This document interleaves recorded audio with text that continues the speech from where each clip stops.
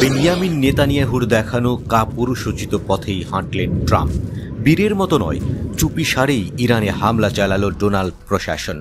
ট্রাম্পের ঘোষণা অনুযায়ী ইরানের 3টি গুরুত্বপূর্ণ পারমাণবিক স্থাপনায় ভয়ঙ্কর বিমান হামলা চালিয়েছে যুক্তরাষ্ট্র। মার্কিন প্রেসিডেন্ট ডোনাল্ড ট্রাম্প ঘোষণা দিয়েছেন, মিশন সফল, বোমা বর্ষণ হয়েছে আর এখন আমাদের বীর যোদ্ধারা নিরাপদে ফিরছে। ঘটনাটি শুধু মধ্যপ্রাচ্য নয়, পুরো বিশ্ব রাজনীতিতে ভয়াবহ মোড় আনতে চলেছে। আকাশভেদী বিস্ফোরণ, ঘন কালো ধোঁয়া আর বিশাল বোমার শব্দে কেঁপে উঠল ইরান। শনিবার রাত, সময়টা যখন মধ্যপ্রাচ্য জুড়ে চরম টানটান উত্তেজনা, তখনই ট্রাম্প সোশ্যাল মিডিয়ায় জানিয়ে দিলেন এক ভয়ঙ্কর বার্তা।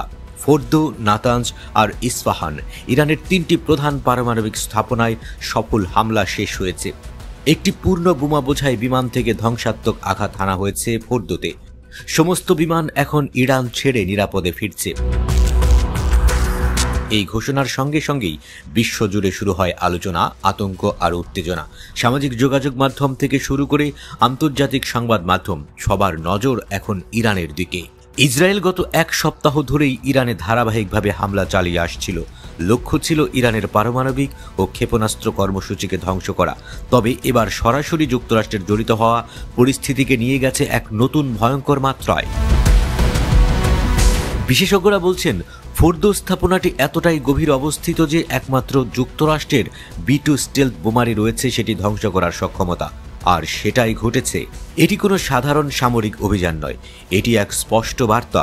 ট্রাম্প বলেন, এটাই শান্তির সময়। কিন্তু এই হামলার পর কি সত্যিই শান্তি আসবে, নাকি শুরু হবে ভয়াবহ এক যুদ্ধ? ইরানের সর্বোচ্চ নেতা আয়াতুল্লাহ আলী খামেনি কিছুদিন আগেই হুঁশিয়ারি দিয়ে বলেছিলেন, যদি যুক্তরাষ্ট্র হামলায় যুক্ত হয় তার ফলাফল হবে ভয়াবহ এবং অপূরণীয়। আজ সেই ভয়ঙ্কর ভবিষ্যৎবাণী বাস্তবে রূপ নিতে চলেছে কিনা সেই প্রশ্ন এখন গোটা দুনিয়ার।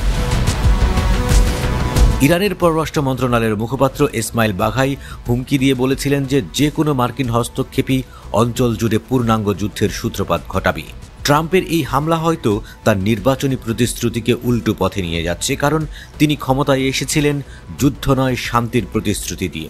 এখন তার সিদ্ধান্ত মধ্যপ্রাচ্যকে ঠেলে দিতে পারে আগুনের গোলক ধাঁধায়।